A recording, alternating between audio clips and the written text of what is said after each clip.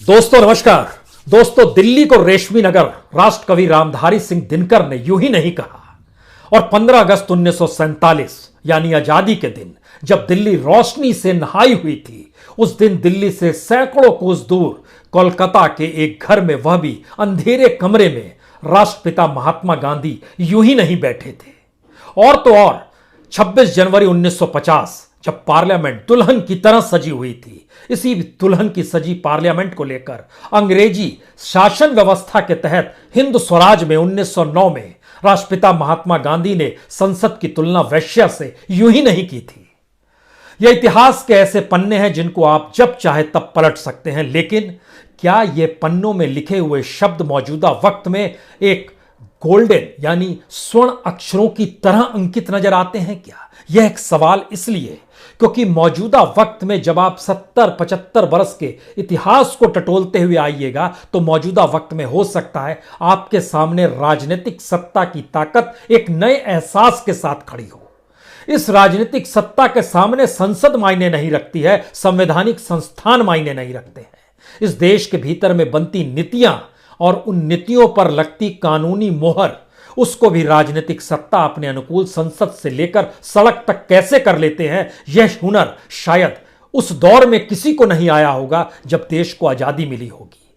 लेकिन मौजूदा सच क्या है? मौजूदा सच है कि पार्लियामेंट को लेकर क्या कोई आस इस देश के नागरिकों के भीतर बची हुई है? यह सवाल है। क्या इस देश के संवैधानिक संस्थान वो काम कर पा रहे हैं जो स्वायत्त होने पर उनके पास जो अधिकार हैं उसका उपयोग क्या वो कर पाते हैं, या करना चाहिए, या कर क्यों नहीं पा रहे हैं? यह भी एक सवाल है।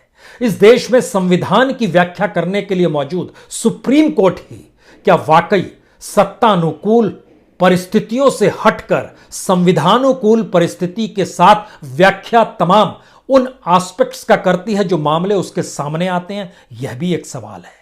तो क्या यह माना जाए कि इस देश के भीतर में पहली बार एक ऐसी परिस्थिति थी जिसमें हर किसी को इंतजार आंदोलन का था, और आंदोलन जब सड़क से उठेंगे, वह भी इस देश में किसानों के आंदोलन जब सड़क से उठेंगे, तो जाहिर है पहली बार वह राजनीतिक व्यवस्था जो अपनी परंपराओं को बीते 70 बरस से लगातार पुख्ता करती आ रही थी और अपनी ताकत को बढ़ाती चली आ रही थी, पहली बार आंदोलन ने उस राजनीतिक व्यवस्था, उसकी विचारधारा और सोच पर हमला किया था। क्योंकि इस देश के भीतर में अलग अलग समुदाय हो, अलग अलग प्रांत हो, हर की मुश्किलें पहली बार आंदोलन की तरफ एक आस और उम्मीद के साथ देख रही थी।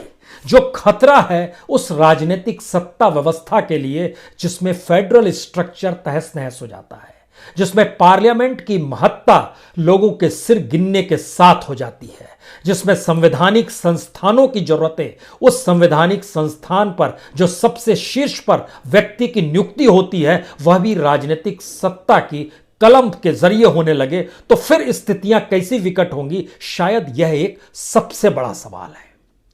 और किसानों का यह आंदोलन मौजूदा वक्त में क्या वाकई राजनीतिक व्यवस्था की चूलें हिलाने लगा है? क्या वाकई राजनीतिक व्यवस्था जिस सोच के साथ चलती है उसमें बदलाव की परिस्थितियों को वो विकसित कर देगा क्या?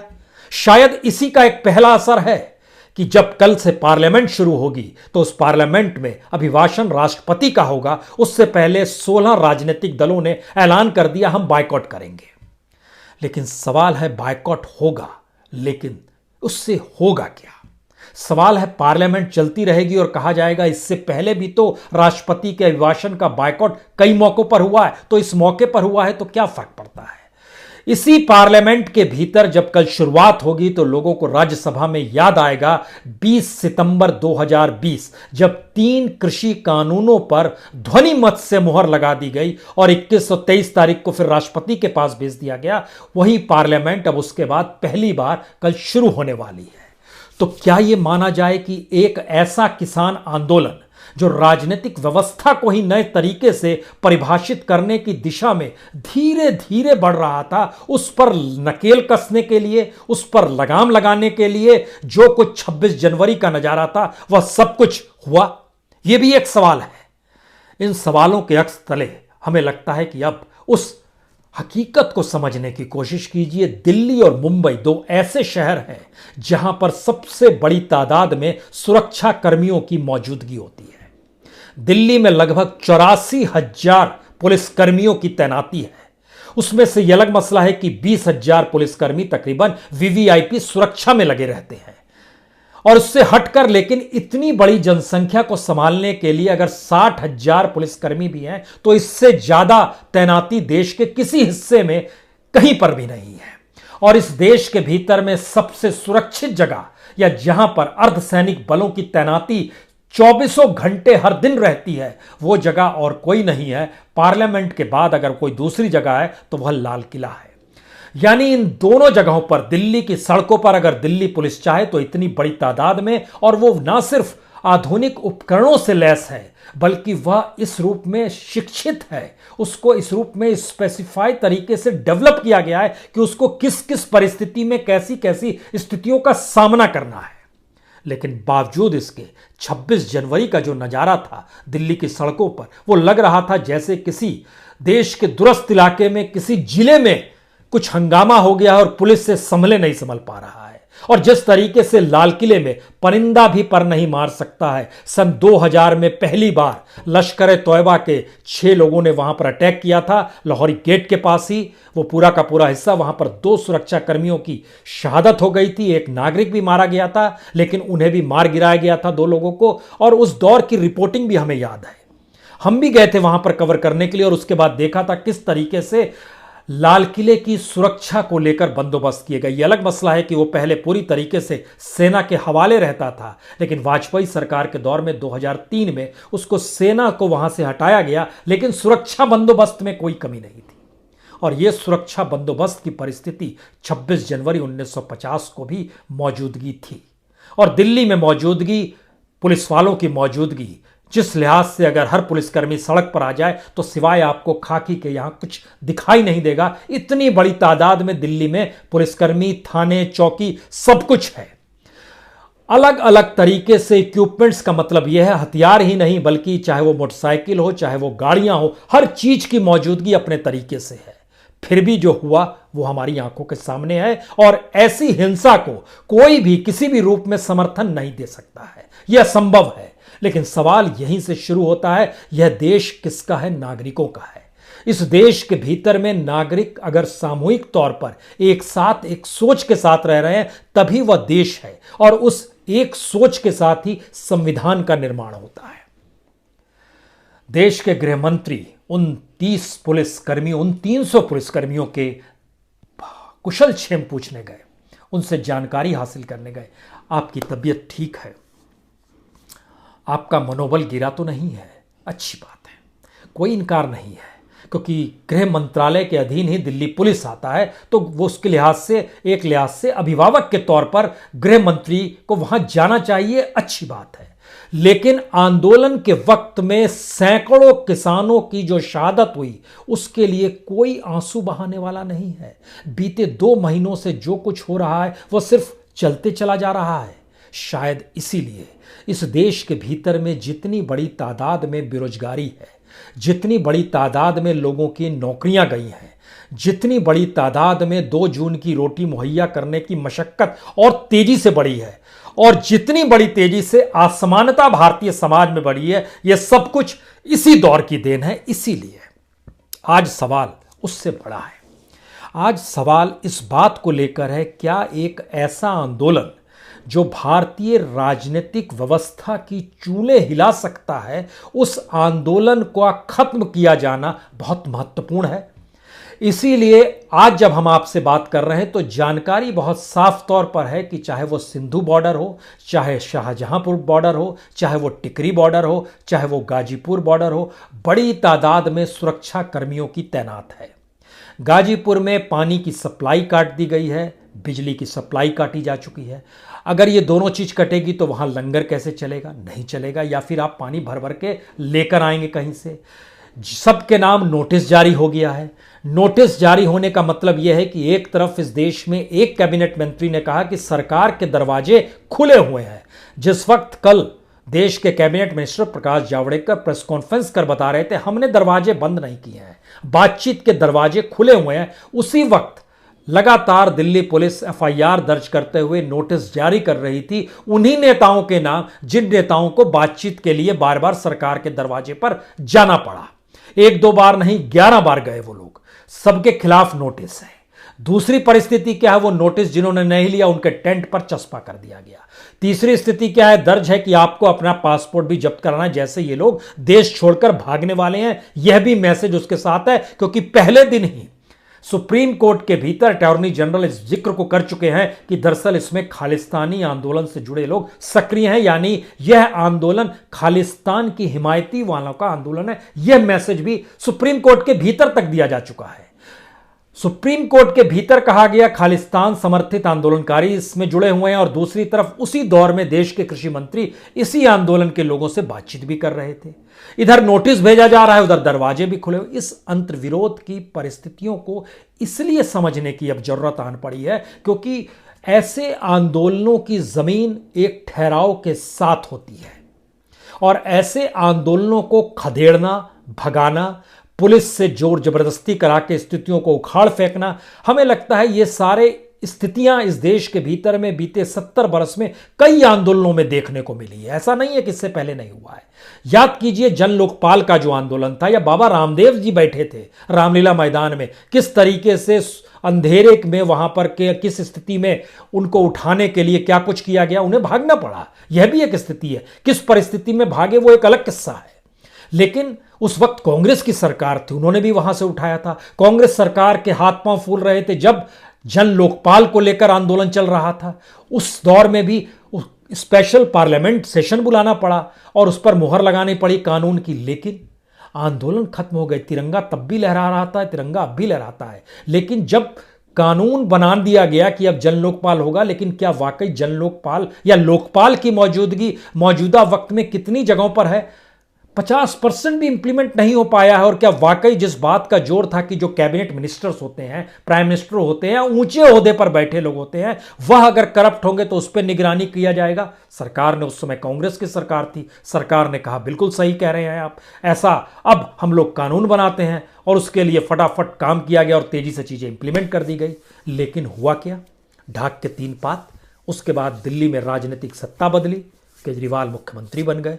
दिल्ली में राजनीतिक सत्ता बदली, देश की सत्ता बदली, नरेंद्र मोदी प्रधानमंत्री बन गए। उसके पीछे कहीं ना कहीं उस दौर की परिस्थितियों को याद कीजिए। घपले थे, घोटाले थे, करप्शन था, अहंकार था, सब कुछ था उस कांग्रेस की सत्ता में। क्या कुछ नहीं था? और लगता था इसको बदलने की जरूरत है। लेकिन यह देश की कौन सी संसदीय व्यवस्था है जिसमें झटके में 2014 में लगने वाली राजनीतिक सत्ता ही अब बेहतर लगने लगे आपको? यह कौन सी स्थिति है? इसका मतलब है हम लोग एक स्लाइड कर रहे हैं, बहुत तेजी से नीचे की दिशा में बढ़ रहे हैं, जिसको बाबा साहब अंबेडकर ने जिक्र भी किया था कॉन्स्टिट्यूशन में। जब आखिरी भाषण दे रहे थे उस बात का उन्होंने जिक्र किया था कि इस कागज से कुछ नहीं होगा, इस पे कैसे इंप्लीमेंट हम लोग करते हैं, इसके लिए राजनीतिक सत्ताओं पर एक दबाव होना चाहिए। क्या वो दबाव है? उल्टा हो गई परिस्थिति, उल्टी परिस्थितियों में चीजें, और धीरे धीरे डायलूट ऐसी परिस्थिति आती चली गई। कई बार देश के प्रधानमंत्री ने इस बात का अपने भाषण में जिक्र किया। 2013-14 में वो अक्सर जिक्र किया करते थे कि देश की स्थिति तो ऐसी बना दी कांग्रेस ने, लोग कहते हैं अंग्रेजों की सत्ता ही बेहतर थी। कहां इनकार है, उस समय तालियां बजती थी। और उस समय कहा जाता था वाकई। इतना ही नहीं, यह भी कहते थे कि देश की जो स्थिति है उसमें तो लगता है इस देश को एक हिटलर चाहिए। यह भी भाषण के हिस्से हैं। 2013-14 में अगर टटोल के देखिएगा, वो रेफरेंस में था। लोगों के भीतर एक गुस्सा था कांग्रेस की सत्ता को लेकर। लेकिन वह सत्ता धीरे धीरे धीरे धीरे मौजूदा वक्त में जब आई तो आंदोलन को लेकर आस पार्लियामेंट्रीज को भी होने लगी जो विपक्ष में बैठे थे। लेकिन इन पार्लियामेंट्रीज के भीतर इतनी नैतिक ताकत कभी नहीं रही कि वह उस पार्लियामेंट में अगर चुने गए, जनता ने अगर उन्हें भेजा है, तो वह अपने विरोध को ऐसी शक्ल में ढाल सकें जहां पर संसद के भीतर बनते कानूनों में उनकी भागीदारी सक्रिय तौर पर नजर आए।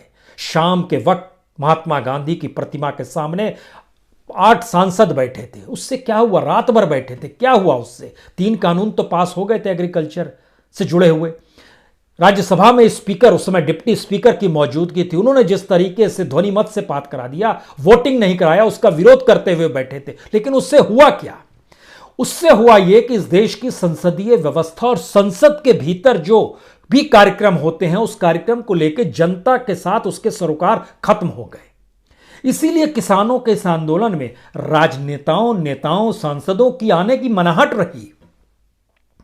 लेकिन राजनीतिक सत्ता को जब यह लगने लगेगा कि एक ऐसी परिस्थिति धीरे धीरे इस देश के भीतर में बन रही है और इस देश को ढाल रही है, जहां पर आने वाले वक्त में इस देश की राजनीतिक सत्ता किसके हाथ में होगी यह वाकई जनता तय करेगी, तो फिर राजनीतिक सत्ताओं में एक उनका अपना चरित्र जो होता है वह एक साथ आकर खड़ा हो जाता है। पहला चरित्र होता है जिसके पास राजनीतिक सत्ता है, वो कतई नहीं चाहेगा कि राजनीतिक सत्ता उससे छिन जाए और वो राजनीतिक सत्ता बरकरार रखने के लिए जो भी परिस्थिति होगी उसको वो ढोएगा। लेकिन मान लीजिए अगर जैसा लोकपाल के वक्त में कांग्रेस की जो परिस्थिति थी और उस समय तमाम राजनीतिक दलों की जो परिस्थिति थी, उनके पास इतने सर नहीं थे, वो गठबंधन की सरकार थी, वह यूपीए की सरकार थी, इसीलिए तमाम दलों के भीतर के अंतर्विरोध निकलकर सामने आते थे और पार्लियामेंट के भीतर भी सवाल उठता था। कहीं ना कहीं कोई कहीं से शरद यादव बोलते थे कि ये क्या हो रहा है, हमें इस दिशा में देखना चाहिए, कहीं पे शरद पवार बोल देते थे, कोई अलग अलग राजनीतिक दलों के नेताओं की आवाज सुनाई देती थी। लेकिन इस दौर में सुनाई नहीं देगी।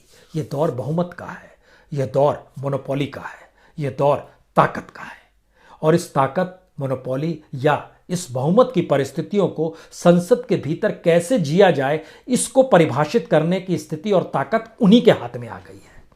तो सवाल यह है कि 26 जनवरी की व्याख्या कौन कैसे करेगा, वो कर ले। लेकिन 26 जनवरी की व्याख्या आपको न्यूज चैनलों पर, अखबारों में, अलग अलग माध्यमों से, जो कॉन्स्टिट्यूशन इंस्टीट्यूशंस हैं, जो इस देश में सुरक्षा कर्मियों की मौजूदगी है, सब जगहों से एक ही व्याख्या निकल कर आएगी कि दरअसल यह पूरे तरीके से इस देश से विद्रोह की स्थिति थी, यह एक राजद्रोह की परिस्थितियां थी। और नोटिस के शब्द कुछ उसी दिशा में लिखे गए हैं, इंकित किए गए हैं। सवाल यह है कि इन सब के बीच अब पार्लियामेंट्रीज क्या करेंगे जब कल से पार्लियामेंट होगी। जनता का संघर्ष, किसानों का संघर्ष सड़क पर देखा गया। उस संघर्ष से एक उम्मीद आस पाले हुए पार्लियामेंट्रीज के लिए कल से संसद शुरू होगी। अभिभाषण के बायकॉट और फिर बजट की परिस्थितियों को जीने के अलावे भी कुछ संसदीय मर्यादा और काम उसके होते हैं क्या? ये सारी चीजें तो गवर्नेंस की हैं, क्योंकि राष्ट्रपति का अभिभाषण सरकार द्वारा तैयार किए गए भाषण के साथ होता है। उसमें उपलब्धियां बतलाई जाती हैं और उपलब्धियों के भीतर 2 दिन पहले पूर्व संध्या पर, जब गणतंत्र दिवस की पूर्व संध्या पर राष्ट्रपति का भाषण हो रहा था राष्ट्र के नाम संदेश में, उन्होंने बहुत साफ तौर पर कहा था ये 3 कानून कृषि सुधार की दृष्टि से हैं। तत्काल में आप भटकेंगे लेकिन बाद में आप समझ जाएंगे ये सारी चीजें बेहतरीन हैं। इसका मतलब है अभिभाषण भी उसी तर्ज पर होगा। इसका मतलब है सरकार ये मानकर चल रही है कि दरअसल जिस कानून को वह लेकर आई है उस कानून से उसकी राजनीतिक जीत तय है। और राजनीतिक जीत तय होने के लिए क्या वाकई एक वोटिंग प्रणाली है या एक पूंजी का बड़ा हिस्सा है? जिस तरीके से बार बार किसान कह रहे हैं कॉरपोरेट के हाथ में आप खेती देना चाहते हैं, पैसे वालों के हाथ में खेती देना चाहते हैं, इसका दूसरा सच क्या है? क्या वाकई पैसे के आधार पर इस देश में चुनाव जीते जाते हैं क्या? आप कहेंगे नहीं संभव है। अगर नहीं संभव है तो इस देश के पार्लियामेंट्रीज लगभग 92% करोड़पति कैसे होते हैं? और वह पार्लियामेंट्रीज में भी जब आप हिस्सा बांटना शुरू कीजिएगा 21वीं सदी में कीजिए ना, 2004 को आप पहला आधार लीजिए, 2004 का चुनाव, उसके बाद 2009 का चुनाव, फिर 2014 का चुनाव और 2019 का चुनाव। इन 4 चुनावों के अक्स तले आपको मौका मिले तो आप आईडीआर की रिपोर्ट है, एडीआर की रिपोर्ट है, एसोसिएशन फॉर डेमोक्रेटिक रिफॉर्म की रिपोर्ट पूरी की पूरी है। उसमें जो डाटा कलेक्शन है उस डाटा को जब आप देखिएगा तो आप समझिएगा कि 2014 में जो लगभग 40% सांसद ऐसे थे जिनकी अपनी पूरी संपत्ति लाख में थी, वह अगले 5 साल में करोड़पति में कैसे तब्दील हो गए। जो करोड़पति थे उनकी करोड़ों की तादाद और बिलियनियर में कैसे तब्दील होती चली जा रही थी। ये कौन सा जादू है? ये जादू नहीं है, ये सिस्टम है।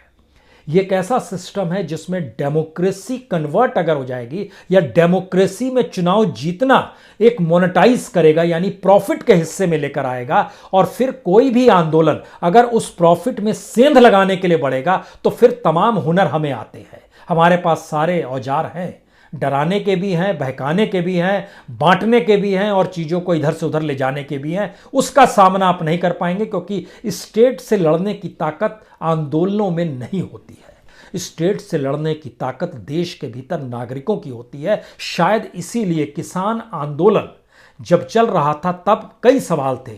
किसान आंदोलन में इस देश के तमाम किसानों को कैसे समाहित किया जाए, किसान आंदोलन में इस देश के तमाम मुद्दे क्या धीरे धीरे समाहित होंगे, किसान आंदोलन के साथ इस देश के भीतर जो मुश्किल परिस्थितियां वो क्या डेवलप होंगी, और उसमें जो भूमिका होती है वो किसी भी दूसरे राज्य में जहां पर दिल्ली की सत्ता से इतर पार्टियां हैं उनकी क्या भागीदारी थी। कांग्रेस के पास 4 राज्य हैं, पंजाब है, कांग्रेस के पास राजस्थान है, कांग्रेस के पास छत्तीसगढ़ है, वहाँ उसने क्या किया, महाराष्ट्र में सहयोगी है, झारखंड में सहयोगी है, वहाँ कांग्रेस की भूमिका क्या रही।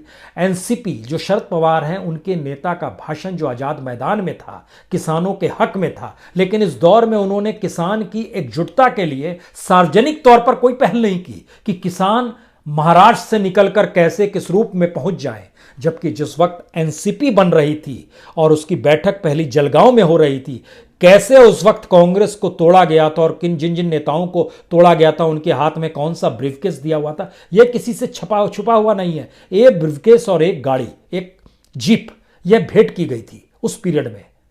उस पीरियड को भी हमें देखा हुआ है, उस दौर में भी हमने रिपोर्टिंग की हुई है। उस समय नागपुर में रिपोर्टिंग करते थे तो महाराष्ट्र का हिस्सा था, जलगांव गए थे, वहां देखी थी परिस्थिति। ये सारी परिस्थितियां आंखों के सामने हैं। यानी राजनीति अपनी सत्ता बचाने का प्रयास करेगी। इससे पहले भी होता रहा है और इस बार भी होगा। इस बार धीरे धीरे हमने कहा ना, जब ढलाव है और जब आप नीचे आते चले जाते हैं लोकतांत्रिक मूल्यों के, संवैधानिक परिस्थितियों के, तो स्थिति कहीं ना कहीं मोनोपोली और डिक्टेटरशिप वाली हो जाती है। यही वो परिस्थितियां हैं जिसमें इस देश को समझने की जरूरत है। कोई बाहर से आके नहीं समझाएगा। किसान आंदोलन में जुटे हुए जो किसान हैं अब उनको एक अस्थायित्व चाहिए, क्योंकि उनको दरअसल उस पूरे प्रचार तंत्र से भी लड़ना है जो प्रचार तंत्र उनको खारिज कर चुका है। और जब दिल्ली की सीमा पर मौजूद किसान संगठनों के विरोध में जब जनता नारे लगाने लगे, तो वह भी तिरंगा लेकर नारे लगाने लगे और कुछ देर बाद पुलिस आए फिर वो चली जाए, तो इसके मतलब बहुत साफ हैं कि अब परिस्थिति वैसी आ रही है जहां पर एक टकराव की सामाजिक परिस्थिति इस देश के भीतर भी पैदा होगी। यानी राजनीतिक तौर पर बांटो, सामाजिक तौर पर बांटो, आर्थिक तौर पर बांटो, उसके बाद आप अगर बंटते चले जाते हैं तो फिर आपके पास कोई रास्ता नहीं बचता है। उसके बाद आप सिवाय इसके कि आप उस भीड़ में अकेले हिस्सा होते हैं, ये एक ऐसी परिस्थिति धीरे धीरे बनती चली जाती है। हम जब इन बातों का आपसे जिक्र कर रहे हैं, हमें लगता है कि कुछ चीज़ों का और फैक्टफुली जिक्र करना चाहिए, क्योंकि इस देश के भीतर में जो हालत हो गई है, हमें एक चीज़ और लगती है कि इस देश में देश सबसे ज़्यादा युवा है। इन सीमाओं पर जाकर देखते अगर 26 जनवरी के दिन या 25 जनवरी के दिन या 24 जनवरी के दिन या उससे पहले देखते, बड़ी तादाद में युवाओं की मौजूदगी थी। युवाओं के पास कोई काम नहीं है, उनकी ऊर्जा का कोई महत्व नहीं है, उनको कहाँ किस रूप में डेवलप करना, ये देश के पास कोई विजन ही नहीं है। तो फिर क्या इसका मतलब होगा उनको कहीं भी भटकाया जा सकता है क्या? या बड़े बुजुर्गों का जो एक लंबा अनुभव रहता है, वह अनुभव क्या वाकई युवाओं को उनकी पटरी पर लाकर खड़ा कर सकता है, या वो एक हड़बड़ी में होते हैं? जाहिर है पीढ़ियों का अंतर है, समझ का अंतर है, उसके भीतर का खून और बुजुर्गों के भीतर के खून में एक ठहराव होता है। लेकिन सवाल पहली बार इस देश के भीतर की उन परिस्थितियों का है जिसमें हमारा राजनीतिक सिस्टम जो है वह इस देश के फेडरल स्ट्रक्चर, इस देश के भीतर में आपसी सरोकार, उसको भी कहीं ना कहीं मोनेटाइज कर रहा है।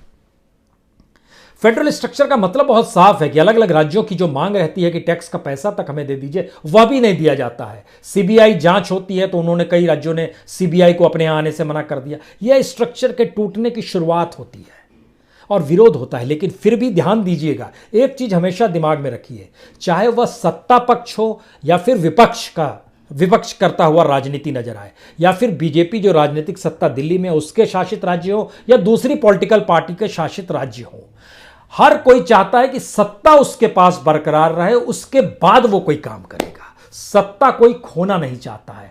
और यह आंदोलन, किसान आंदोलन, सत्ता ना खोने और पाने की इसी परिभाषा को धीरे धीरे बदलने की दिशा में बढ़ रहा है। यह समझना होगा और यह इस देश के लोगों को भी समझना चाहिए कि कैसे धीरे धीरे हम लोग दरअसल करप्शन की हिस्सेदारी में आ गए हैं। हम लोग धीरे धीरे उस क्रिमिनल पॉलिटिक्स के हिस्सेदारी में आ गए हैं, क्योंकि पार्लियामेंट के भीतर भी हर तीसरा पार्लियामेंट्री जो है तीसरा क्या, दागी उम्मीदवारों की, दागी सांसदों की संख्या देखेंगे तो वह 212 हो गई है। 543 में से 212 अगर दागी हैं और 543 में से अगर 490 करोड़पति हैं तो कौन से सरोकार उनके जनता के साथ होंगे, और यही स्थिति देश की तमाम विधानसभाओं में होंगी। तो सवाल ये था कि इसमें सवाल नरेंद्र मोदी का नहीं है, इसमें सवाल बीजेपी की सत्ता का नहीं है। सवाल है कि पहली बार उस व्यवस्था को कैसे चेंज किया जाए मेंटल लेवल पर, कम से कम आंदोलन उस दिशा में धीरे धीरे अपने पांव जमा रहा था।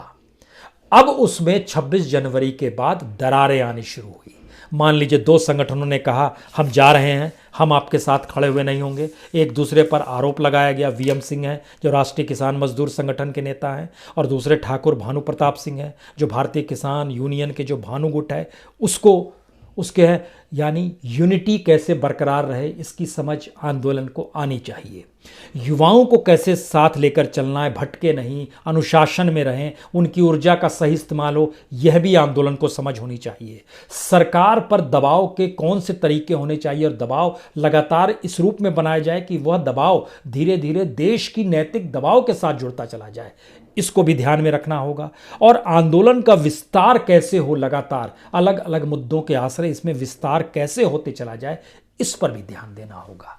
लेकिन जो एफआईआर दर्ज हुई है उसमें तो धारा 307 भी है, हत्या की कोशिश का आरोप भी है, 353 भी है, सरकारी कार्य में बाधा का जिक्र भी है इसमें। ये सारी परिस्थितियां बहुत साफ तौर पर बता रही है कि टकराव चरम पर नहीं है, यह टकराव अपने अस्तित्व को लेकर बढ़ चला है, और 26 जनवरी ने उस अस्तित्व को पलटने की कोशिश की है। वो भूल इधर से हुई, यह भूल उधर से हुई, यह स्ट्रेटजी उसकी थी, यह हुनर उसका था, इसमें फंसने से कुछ नहीं होगा। आंदोलन की जमीन को पुख्ता इस देश की जरूरत के साथ कैसे कोई जोड़ सकता है, यह समझ विकसित करनी होगी। अन्यथा बहुत छोटी चीज होती है किसी भी राज्य सत्ता के लिए या फिर पॉलिटिकल पावर के लिए, चंद सेकंड में आपको धराशायी कर दें, क्योंकि देश के गृह मंत्री घायल पुलिसकर्मियों से कुशल क्षेम पूछते हैं, लेकिन आंदोलन में शामिल हुए 100 लोगों से ज़्यादा जिनकी मौत हो गई, उनके परिवार से एक संवाद कोई नहीं बनाता है। इस त्रासदी में यह देश आकर खड़ा है। सत्ता अनुकूल परिस्थितियों को समझने की जरूरत भी है, और आंदोलन को कैसे जमीन पर मजबूत किया जाए यह जानने की भी जरूरत है। बहुत बहुत शुक्रिया, बहुत बहुत शुक्रिया। कल आपसे जुड़ेंगे, राष्ट्रपति का अभिभाषण है, सुना जाए राष्ट्रपति जी क्या कहते हैं। बहुत बहुत शुक्रिया।